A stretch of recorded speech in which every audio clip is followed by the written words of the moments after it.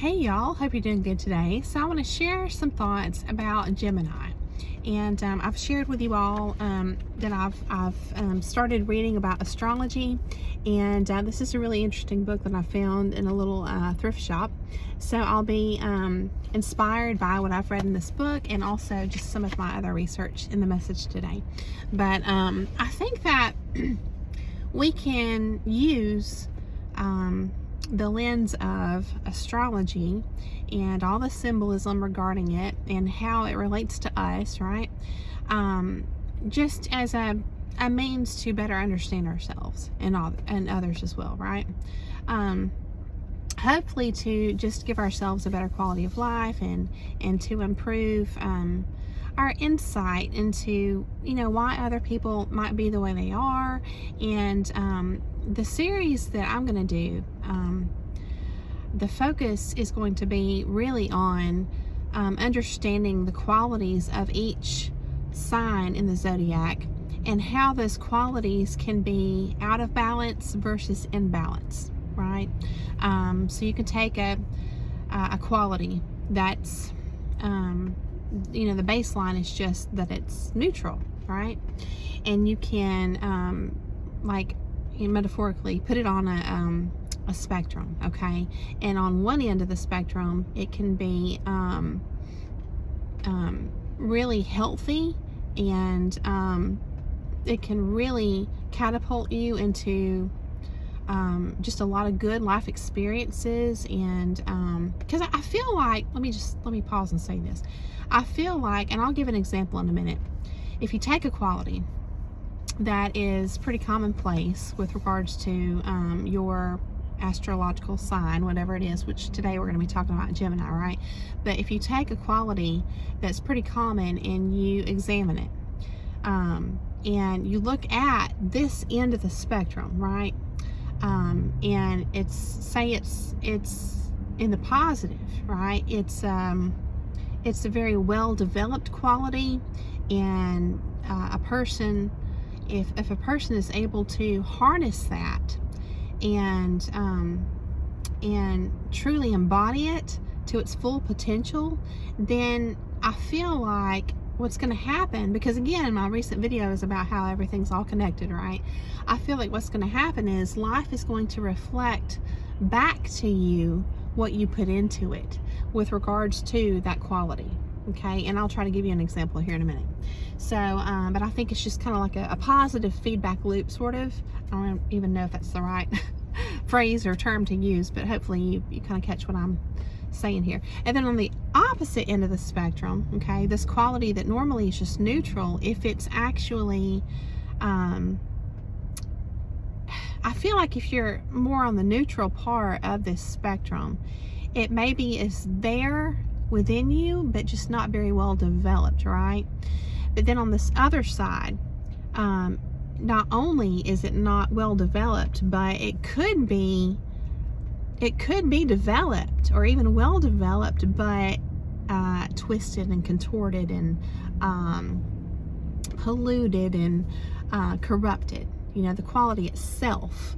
And so it's kind of like you're looking at this dual aspect of one quality, kind of like a yin and yang, or just a positive and negative side, two sides of a coin, right? So that's kind of the way that we're going to be approaching this topic and looking at the different qualities of each sign in the zodiac. So I hope you enjoy the presentation. I hope you're doing well today, and I just thank you so much for being here. So we're gonna talk about Gemini today. And Gemini, there's different aspects to the signs.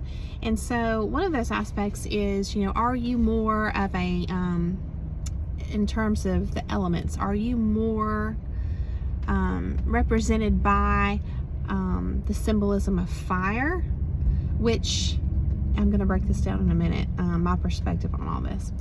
Are you more represented by the element of earth or air or water, right? And so with Gemini is an air sign, which is really interesting.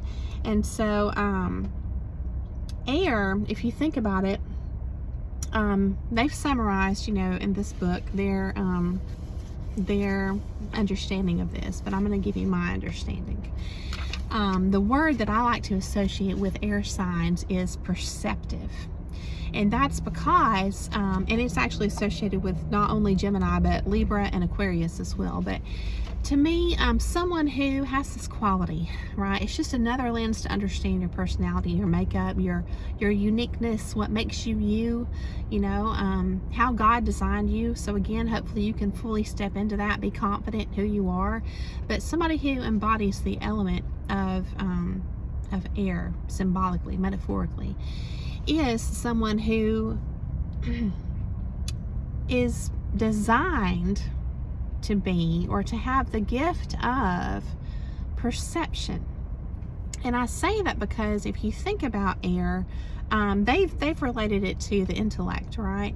And I don't know if it's specifically this sign. Yeah, it's just very much regarding the mind. Okay, so anything to do with the mind and the intellect. So people who are just thinkers, people who are very inquisitive, people who are very curious, people who are, maybe they like to do research, maybe they have a lot of different projects going on at one time. And I know that we can all have this aspect to us, but I've always found it interesting when, you can read your horoscopes, which I feel like those are hit or miss. And I feel like, it's like, they're fun. That's the way I look at it. They're fun.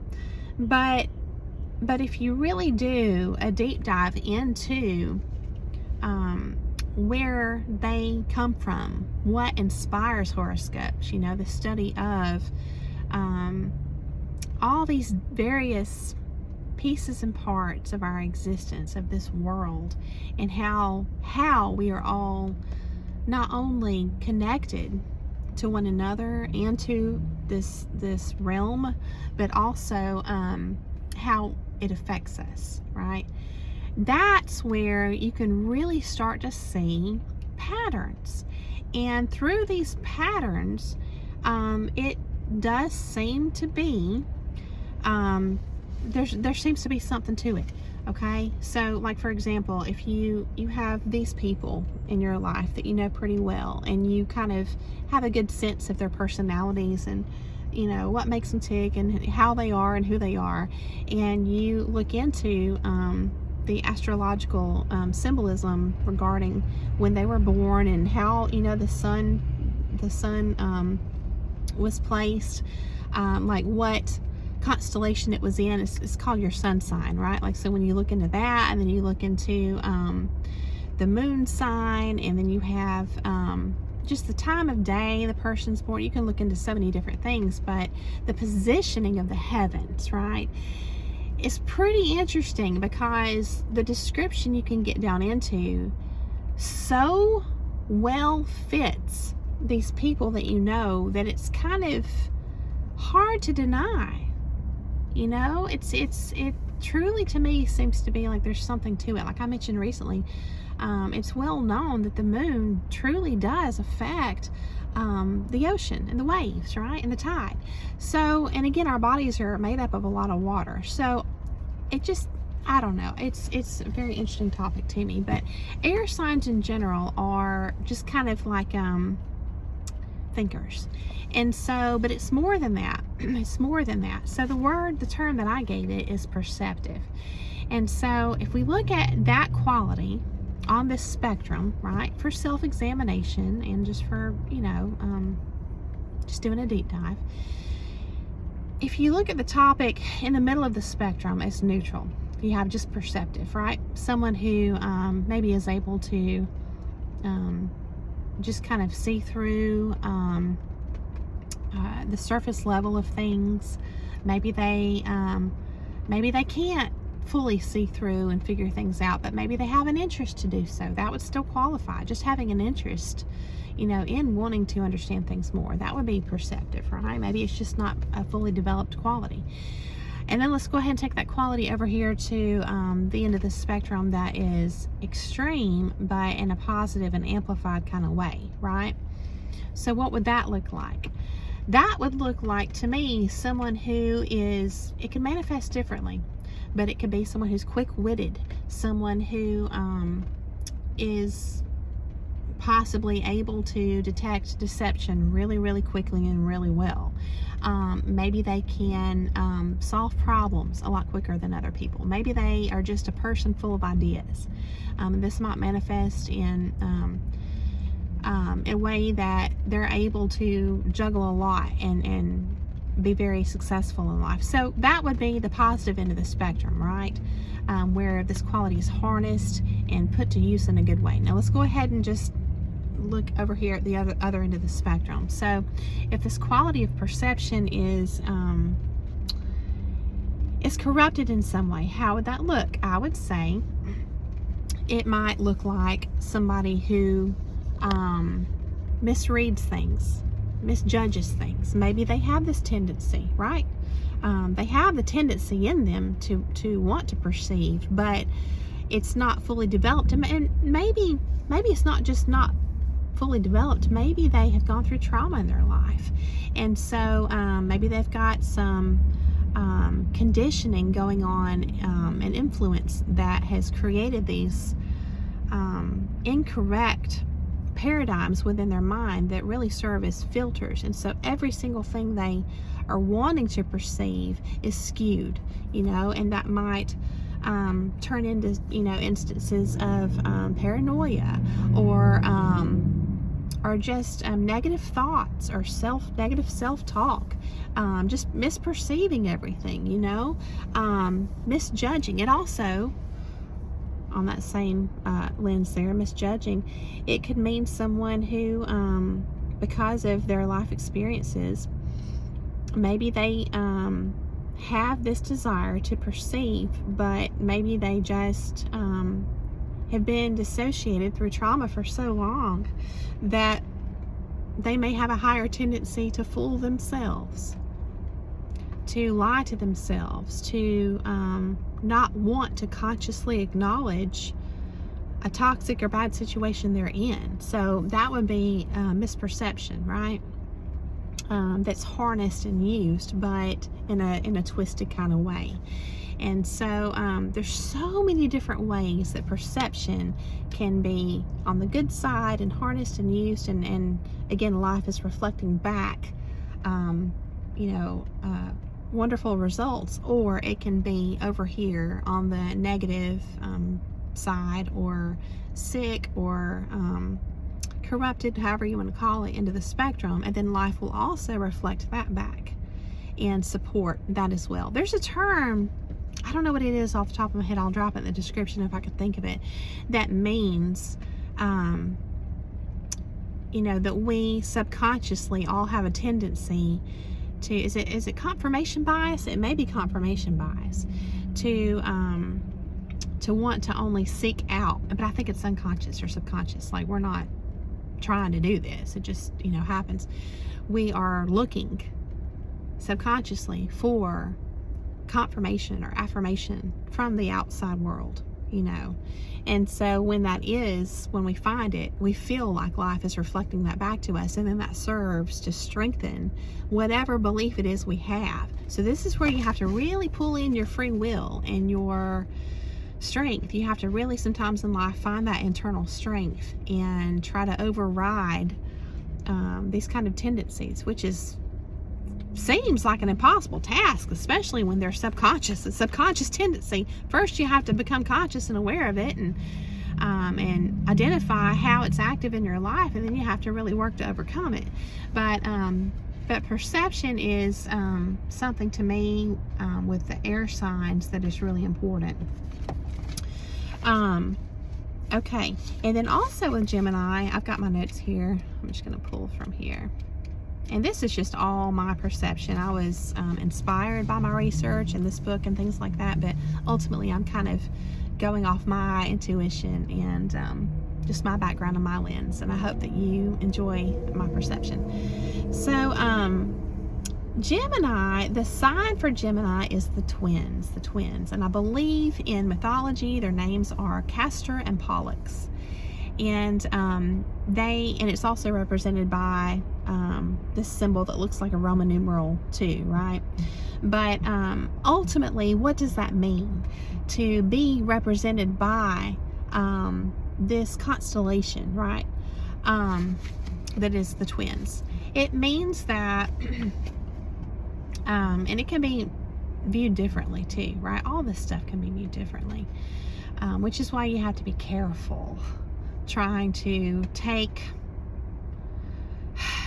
this kind of stuff very serious when it's coming from another person, because someone who's wanting to exploit your desire to learn, they're going to twist, they're going to use the available flexibility in interpreting these things, and they're going to exploit that to try to manipulate your mind in a certain way. So you have to be careful, so careful with this kind of stuff. This is why I don't consult like fortune tellers and things like that personally. And there's no judgment if you believe in that, but to me it's risky. But and I do believe that God gives us signs, right? Actually, I bought this other cool book. Let me just take a little side note here and share this with y'all. I hope I brought it. In fact, I know I did. This Latin dictionary, right? So I was looking up some different terms, and gosh, which one was it? It was a term that actually meant sanctuary. I'll have to find it and drop it in the description. But it meant it didn't mean church, but it meant sanctuary, and it further defined it, this Latin word, whatever it was. I'll drop it when I can find it. It furthermore associated the meaning of a sanctuary, right? Or a temple. The word may have been templum. Let me look real quick. But it associated it with an area designated for the purpose of observing omens. And I thought, wow. Because I think nowadays we sort of mesh together the words, or we make them interchangeable at least, church and sanctuary and temple. But are they really the same?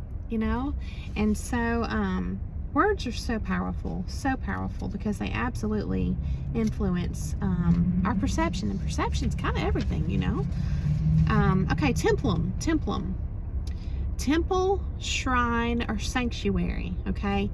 And then it says space marked off in the sky, right? Which would be observing the stars like the ancients always did, which is why we're inspired to do this study that we're doing now, this series. Space marked off in the sky or on the earth for the observation of omens, right? Open space, quarter, site for a temple. So, and then that's interesting because, the Bible says our body is a temple, which if you look through this lens that we just read about, then that would mean space marked off for observation. So see, I feel like when you consider spirituality and you say, well, wouldn't it be nice if God just talked directly to us? Well, what if we just don't know how to listen? What if he is constantly, I'm thinking about Bruce Almighty, which is a cool movie, I like it.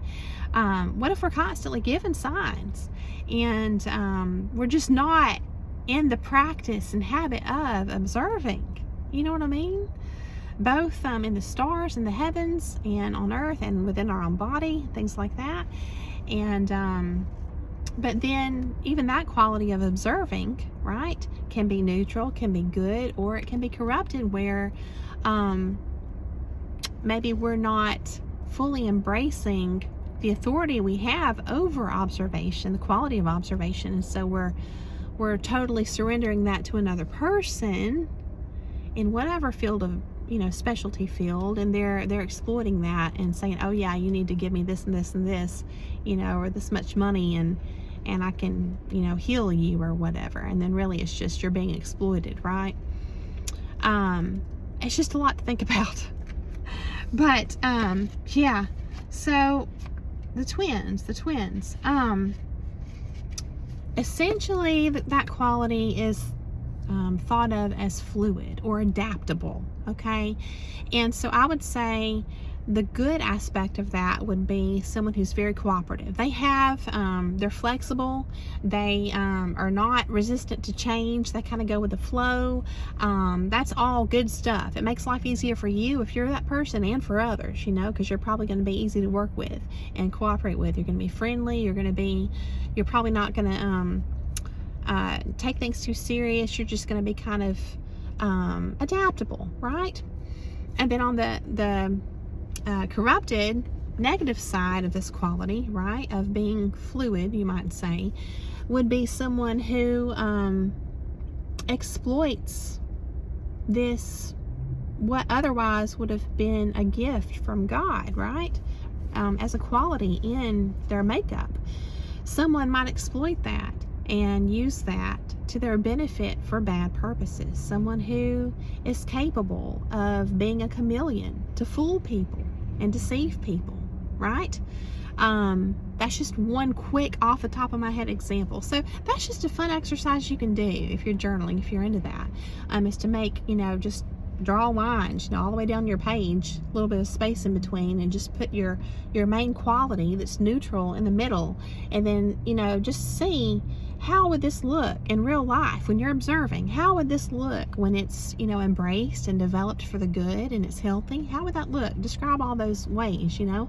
Then over here on the other side, how would it look when it's twisted and corrupted? Whether intentional or not intentional, whether it's because the person's been through a lot, they've been through a lot of grief and trauma and stuff, or whether they've been persuaded and or whether they are twisting it on purpose and they know they're doing it, right? So just a really interesting aspect. So to break down Gemini a little bit further, we know that it's an air sign.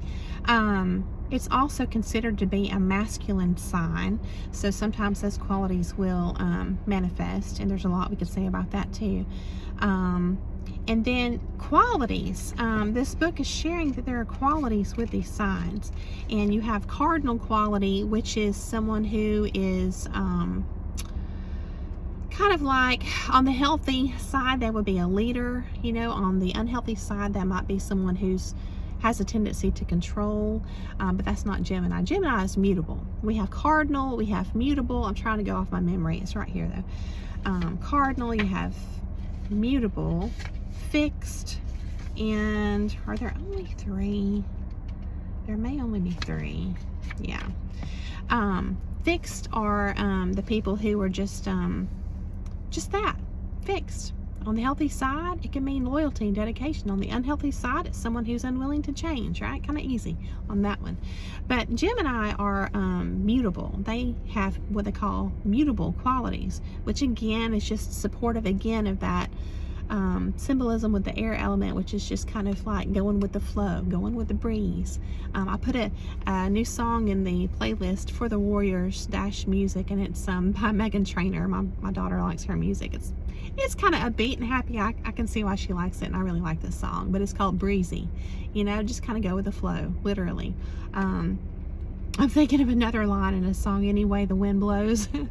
But so if you're a Gemini, you might need to be cautious that you may have this quality, and therefore you may actually be easier to manipulate. You know, if you're really that go with the flow in your personality, you're kind of easy just to work with and to be a friend with, all this stuff. You know, if you're so see, there's benefits to being fixed and cons too, and there's benefits to being mutable or adaptable, and there's cons too. So just consider that, you know, someone who's looking to control another person and use them for some kind of reason, they may exploit that quality in you, right? but versatility in general is just a really, really good thing. So that's just the simple version. There's a lot more we could talk about, but we will save that for another video. We might do a more in-depth series later on, but I wanted to start just with kind of a light overview, and I hope that this has given you a lot that you can journal on, you can reflect on, and I hope that it just gives you a new lens to consider some different aspects of either yourself or people that you know, and ultimately, hopefully we can use what we learn to better our quality of life and to heal ourselves and to be more considerate and patient with others too, you know, and to share what we've learned. So thank you so much for coming along to hear the message. I hope that you have a beautiful day, and I'll see you again very soon.